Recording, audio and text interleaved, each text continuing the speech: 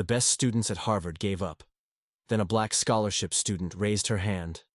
And what happened next left the entire classroom in complete silence. Impossible. No undergraduate could solve this, declared Professor Williams, watching the empty room form before his eyes. One by one, the students in the prestigious Advanced Economic Theory class gathered their things and left the classroom. The task projected on the board was truly daunting. Mathematically model the impact of racial inequality on American economic growth over the past 50 years, including social, political, and historical variables. Deadline, 72 hours. Reward, joint publication with a professor in an international journal. My father spent $200,000 so I wouldn't have to deal with this kind of thing, muttered Bradley Worthington IV, heir to a banking dynasty, as he pushed his chair back dismissively. Besides, who really cares about these social issues? Amanda Chun, daughter of Chinese diplomats and a straight A student, shook her head. It's too risky. If we don't make it, it will destroy our GPA. It's not worth it. Within minutes, only 3 people remained in the 40-seat room. Professor Williams, clearly frustrated, the teaching assistant, busy organizing papers, and Kesha Johnson, 20, daughter of a cleaning lady at Detroit City Hospital, who had arrived at Harvard on a full scholarship for low-income students. Kesha looked at the complex problem on the board. Her calloused hands, the result of summers working in her hometown's textile factory, firmly gripping the worn pencil she had brought from high school. While her classmates saw only impossible numbers, she saw her own life reflected in those equations. Professor Williams. Her voice cut through the awkward silence of the nearly empty room. I'd like to try. The 55-year-old man with 3 decades of experience teaching the children of the American elite looked up with a mixture of surprise and something that seemed almost pity. Miss Johnson, I appreciate your enthusiasm, but this is a doctoral-level problem. Perhaps it would be better to focus on the basic subjects first. With all due respect, sir, you said that whoever could solve it would be guaranteed a publication. You didn't mention any restrictions. The silence stretched on for several long seconds. Professor Williams exchanged a meaningful glance with his assistant. One of those looks that Kesha had learned to recognize very well throughout her life. It was the same look she got when she entered expensive stores, when she applied for internships, when she dared to occupy spaces where people like her shouldn't be. Very well, he finally agreed. But there was something in his tone that sounded more like a cruel challenge than a real opportunity. 72 hours, no extensions, no excuses. As she copied down the parameters of the problem, Kesha noticed a detail that her classmates, in their rush to escape, had not noticed. There, hidden among the complex variables, was a subtle clue that completely changed the approach needed for the solution.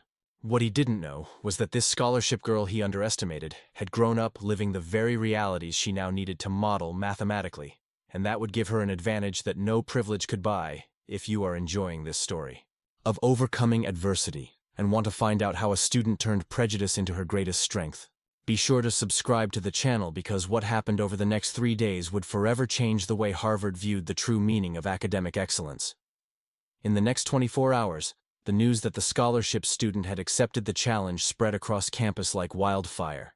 The WhatsApp groups of the wealthiest students were buzzing with cruel messages and bets on how long it would take Kesha to give up. $50, she won't even show up for class tomorrow.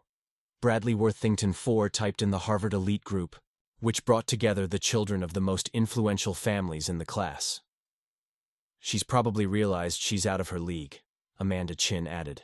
Honestly, it's almost cruel to let her try. Professor Williams should have spared her the public humiliation. What they didn't know was that at that very moment, Kesha was in the central library until 3 in the morning. Not out of desperation, but following the same disciplined routine that had gotten her there in the first place. While her classmates slept in dorms paid for by trust funds, she worked with the precision of someone who always had to be 10 times better to get half the recognition. The subtle clue she had noticed on the board wouldn't leave her mind. Among the traditional economic variables, there was an almost invisible reference to community resilience factors, something any wealthy student would overlook, but which Kesha immediately recognized as the same survival mechanisms she had witnessed in her own community in Detroit. Mom always said that when things get tough, we don't break.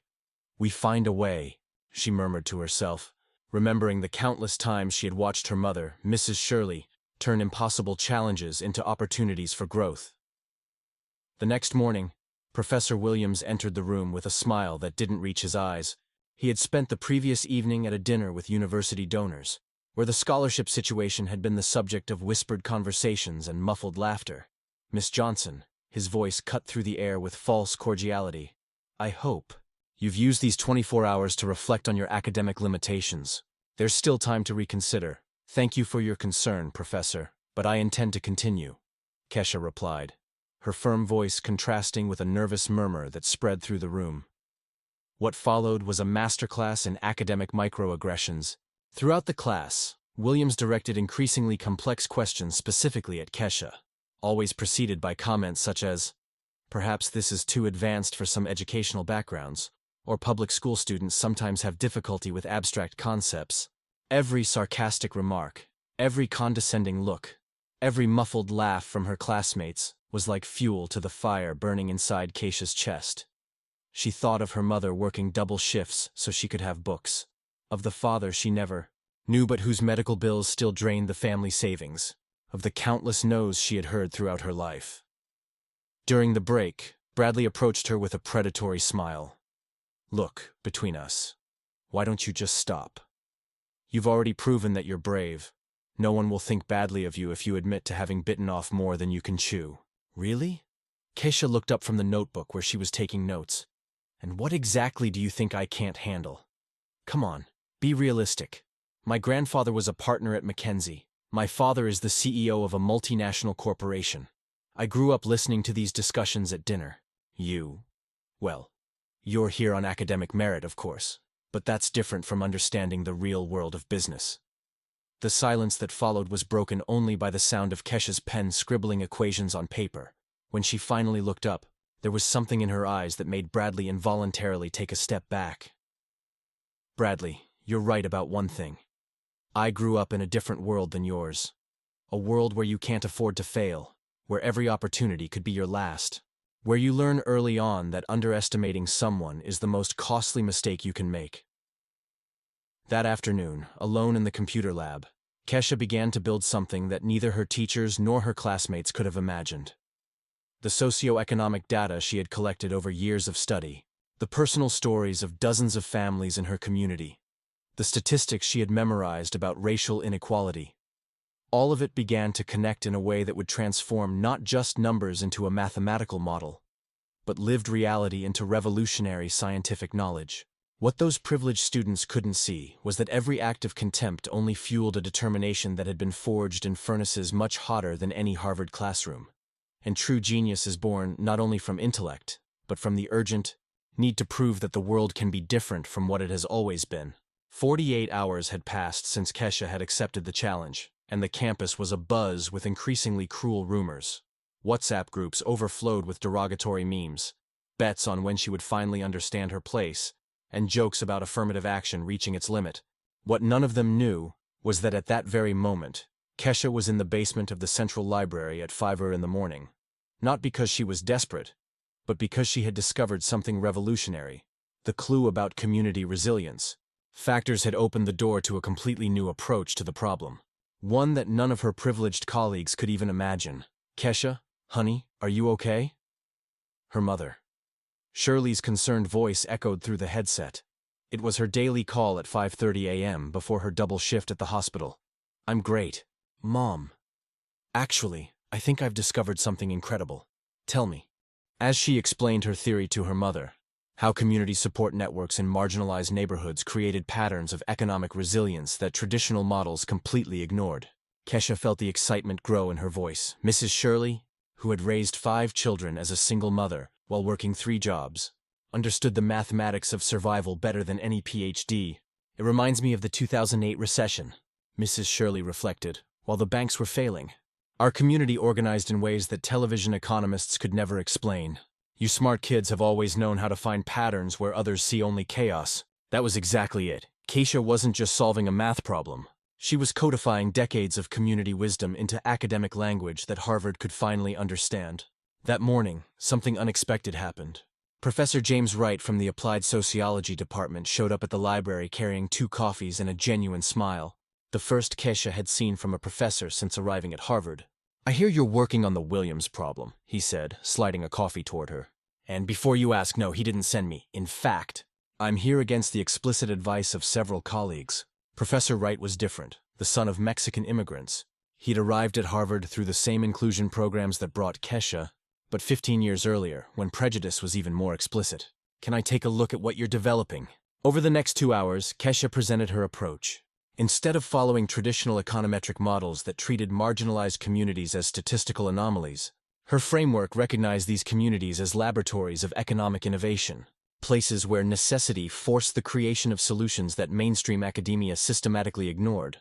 "My God," Professor Wright murmured, examining the equations. "You're not just solving the Williams problem. You're revolutionizing the way we measure socioeconomic resilience. Do you really think it can work, Kesha?" "I don't just think it can work. I think it will change the way this university views my community. Our community, forever." Meanwhile, in the elite student dormitory, Bradley was organizing what he called a farewell party for Kesha. "When she fails tomorrow, and she will fail, at least we'll have had fun watching," he posted in the Harvard elite group, sharing invitations to a celebration in the main hall. Amanda Chun, ever pragmatic, added, "Honestly, it will be a relief when this is all over. It's creating unnecessary tension in the class." The cruelest message came from Victoria Ashford. Heir to a publishing dynasty, poor thing. She's probably in the library right now, crying over her books. Someone should film it for posterity. The exact moment when reality meets the fantasy of equality, what they didn't know was that Kesha had access to all these messages, not by accident or espionage, but because Jason Kim, a Korean-American computer engineering major who was also at the university on academic merit, had discreetly added her to the groups after noticing the pattern of deliberate social exclusion. "He really thinks you don't have access to any of this," Jason had told her 3 days earlier. "It's amazing how privilege makes people dumb to certain things." Now, reading every derogatory comment, every cruel joke, every handout about his impending failure, Kesha felt something that went far beyond personal motivation. It was as if every word of contempt was additional data for his mathematical model.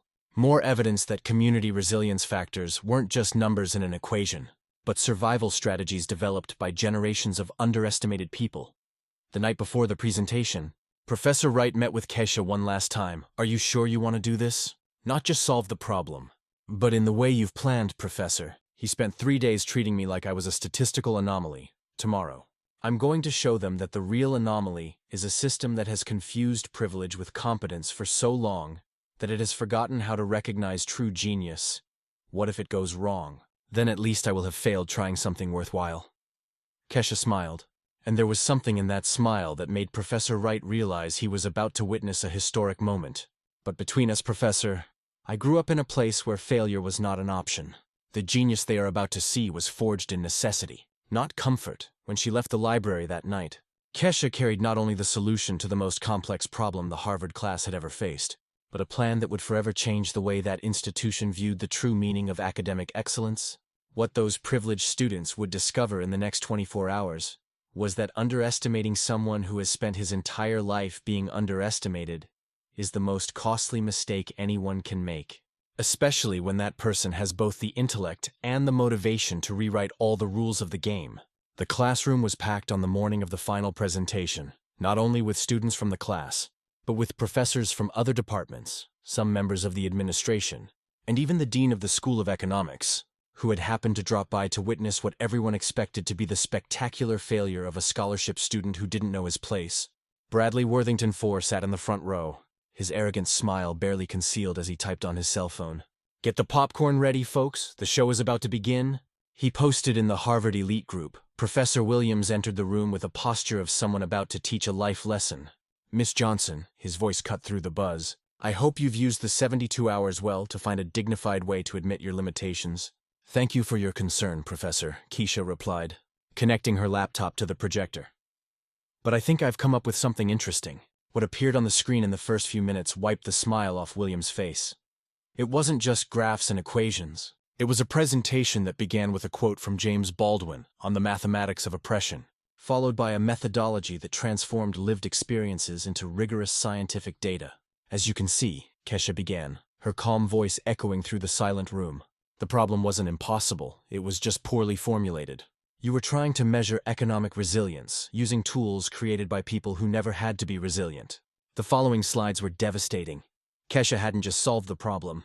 She had created an entirely new model that exposed the methodological flaws of decades of economic research on marginalized communities. Every graph, every equation, every statistical analysis was a direct blow to the academic arrogance that filled that room. "My God," Amanda Chin murmured, her usual confidence evaporating as she realized the mathematical genius being presented. She didn't just solve it, she revolutionized the entire approach. Professor Williams felt sweat trickling down his forehead. What he was seeing wasn't just a solution. It was work that could be published in the best international journals, the kind of research that defined academic careers. And it was being presented by someone he had treated as a statistical aberration for weeks. "Interesting in theory, Miss Johnson," he interrupted, trying to regain control. "But where are his primary sources? His empirical data, anyone can make pretty models without." "I'm glad you asked, Professor." Kesha clicked to the next slide, and what appeared made several students shift uncomfortably in their seats. It was a graph showing correlations between institutional bias and academic productivity. "My empirical data came from a very close source. Jason, can you help me?" Jason Kim stood up, holding his open laptop. "Sure, Kesha, guys, over the past 72 hours. You've provided fascinating behavioral data through his WhatsApp groups. Data on how prejudice affects decision-making, risk aversion, and the ability to recognize competence." The room went cold. Bradley desperately tried to reach for his cell phone, but Jason was already projecting screenshots of the Harvard elite group chats. $50. She won't even show up to class tomorrow," Jason read aloud. "She's probably realized she's out of her league. It's almost cruel to let her try." Each message read aloud was like a slap in the collective face of the room. Victoria Ashford sank into her chair, her face red with embarrassment, as she heard her own cruel words exposed. "The interesting thing," Kesha continued, regaining control of the presentation, "is that you have provided the perfect data set to test his hypothesis about how privilege creates cognitive blind spots. Note the inverse correlation between demonstrated confidence and actual competence." Professor Williams was pale, realizing he had fallen into an intellectual trap from which there would be no escape. "This is highly inappropriate. Using students' private conversations. Private conversations." Professor Wright's voice cut through the air as he entered the room, carrying a bulky briefcase. "Professor Williams, I would like you to explain why you thought it appropriate to discuss her performance at social dinners with university donors." The silence that followed was deafening. Williams knew he had been caught. His own words, repeated in exclusive social circles, had reached the wrong ears. Furthermore, Professor Wright continued, opening the briefcase. "Her research was simultaneously submitted to the Journal of Economic Behavior and the American Economic Review. Both publications have expressed preliminary interest in full review." Bradley Worthington IV attempted to discreetly rise to leave, but Keisha's voice froze him in his tracks. "Bradley, since you mentioned growing up listening to economic discussions at dinner, would you care to comment on the methodological implications of my intersectional approach?" He opened and closed his mouth like a fish out of water, completely exposed in her incompetence in the face of real work. "No." Keisha smiled gently. "No problem. Sometimes it's hard to recognize excellence when it comes from where you least expect it." The presentation continued for another 20 minutes. Each slide a masterful demonstration of how to transform lived experience into rigorous scientific knowledge. When it ended, the silence in the room was absolute. Professor Williams, defeated and publicly humiliated, made one last desperate attempt. "Well, that's certainly creative, but we still need to consider whether Professor—" The dean's voice cut her off. "I'd like to speak with Miss Johnson privately. And with you too now." As the room emptied in awkward silence, with students avoiding eye contact and leaving with their heads down, Kesha calmly gathered her materials. There was no triumphalism in his gestures, just the quiet dignity of someone who had proven a point he had always known to be true. Victoria Ashford paused at the door, turning back hesitantly. "Kesha, what I wrote was, it was honest." Kesha replied without malice, "And honesty is the first step toward real change. Thank you for giving me the data I needed." What those privileged students discovered that day was something that would forever change the way they viewed competence, merit, and the true meaning of the word qualified. But the most profound transformation was yet to come, when they realized that the humiliation they felt was nowhere near what Kesha had silently endured for months. And that true greatness is not measured by the cradle you are born into, but by how high you can rise from his. The meeting in the dean's office lasted 3 hours and forever changed the course of Harvard. Professor Williams left not only stripped of her prestigious position, But facing a formal investigation for discriminatory conduct and misuse of academic information in private social circles, her words at exclusive dinners, repeated by guests shocked by her blatant prejudice, had become documentary evidence of a systematic pattern of discrimination. Effective immediately, Ms. Johnson will receive a full research scholarship, direct mentoring from me, and her presentation will be submitted as a joint university project to the National Economics Congress, announced the dean, his eyes shining with a kind of academic excitement he hadn't felt in years. In addition, we will implement a new inclusion protocol based on her methodological findings. 6 months later, Kesha walked down the same hallway where he had been systematically humiliated, but now as the dean's research assistant and lead author of a paper that was revolutionizing behavioral economics. The Journal of Economic Behavior had not only accepted her research, it had devoted an entire special issue to the implications of her intersectional methodology. Professor Wright, now promoted to director of the new Department of Applied Socioeconomic Studies, found Kesha organizing materials for his lecture at the international conference. "Have you seen the latest enrollment statistics?" he asked, holding up a report. "Applicants from marginalized communities are up 340% this year. Everyone wants to come to the university where it happened." It had become legendary in academic circles. The story of the scholarship student who turned systematic prejudice into rigorous scientific data was told in economics classrooms across the country as an example of how real genius trumps artificial privilege. Bradley Worthington IV, meanwhile, had been discreetly encouraged by her family's administration to transfer to a less rigorous European university, after his family discovered that he was on the verge of failing 4 core subjects, the same ones that Kesha had mastered with top marks. His last Instagram post 3 months ago showed him at a third-rate private university, still trying to explain to his followers why Harvard wasn't the right choice for his entrepreneurial profile. Amanda Chun had a different but equally revealing fate. After witnessing Kesha's presentation, she sought out the young woman for a private and honest conversation. "I realize now that I spent 4 years here just memorizing formulas without ever questioning what they were for in real life," she admitted, her eyes filled with a humility that her millionaire parents had never taught her.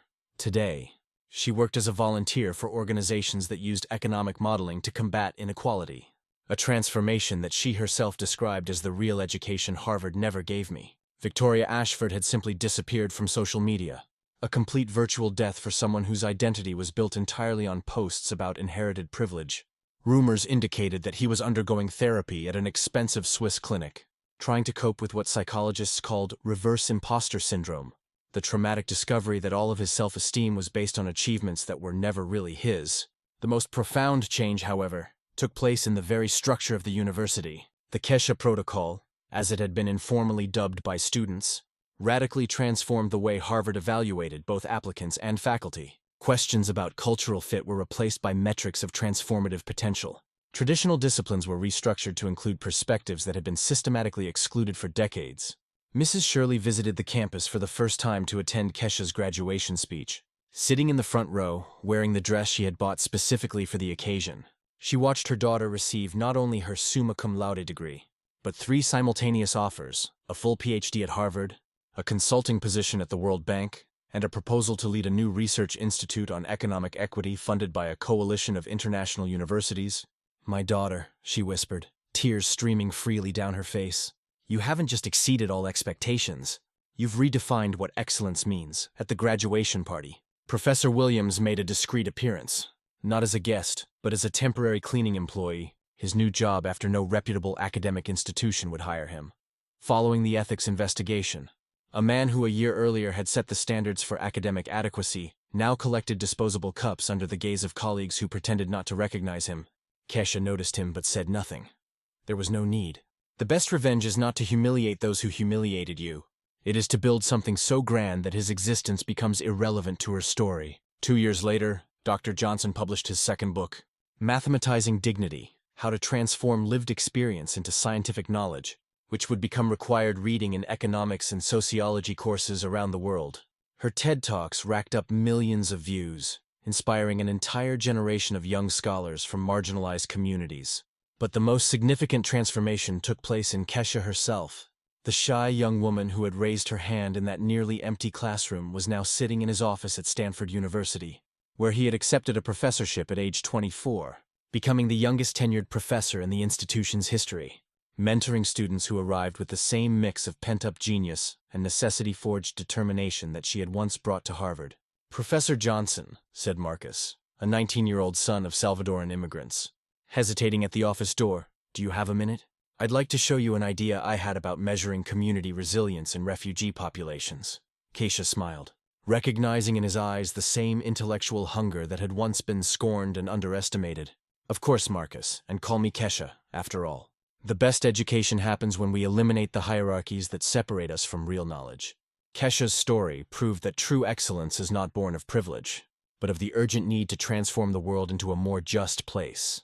She discovered that the best revenge against those who try to diminish you is not to destroy them, but to build something so extraordinary that their smallness becomes invisible in the face of her greatness. And if he's ever been in situations where he's been underestimated because of her background, color, or social class, remember, every time someone doubts her potential, he is unwittingly providing the fuel she needs to prove that genius has no color, class, or surname.